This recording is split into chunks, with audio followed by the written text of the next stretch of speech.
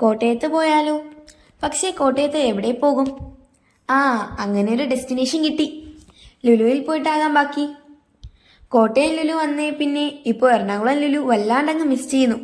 അങ്ങനെ ഉമ്മിയുടെ ഒരു ഡെലീഷ്യസ് ആയിട്ടുള്ള ബിരിയാണിയും കഴിച്ചാണ് ഞങ്ങൾ ഇറങ്ങിയത്.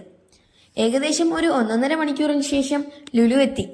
കാർ പാർക്ക് ചെയ്ത് നടക്കുമ്പോഴാണ് ഓണവുമായി ബന്ധപ്പെട്ട ഒരു അടിപൊളി ക്രാഫ്റ്റ് വർക്ക് കണ്ടത്. എനിക്കത് വല്ലാണ്ടങ്ങ് ഇഷ്ടമായി.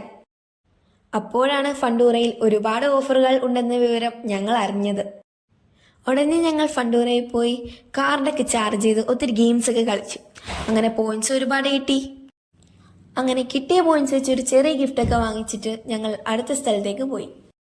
അതിനുശേഷം ലുലു ഫാഷൻ സ്റ്റോറിലോ ഹൈപ്പർ മാർക്കറ്റിലോ ഒക്കെ കയറി എന്തൊക്കെയോ വാങ്ങിച്ച് വാപ്പിൻ്റെ കയ്യിൽ വലിയൊരു ബില്ലും കൊടുത്തിട്ടാണ് ഞങ്ങൾ ഇറങ്ങിയത്.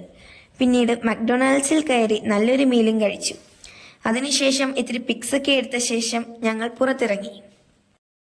അപ്പോഴത്തെ വ്യൂ ആണ് എനിക്ക് ഏറെ ഇഷ്ടമായത്. ആ ക്രാഫ്റ്റ് വർക്ക് കാണാൻ എന്തൊരു ഭംഗിയാണെന്നോ. ഇതോടെ എൻ്റെ മിനി വ്ളോഗ് അവസാനിക്കുന്നു.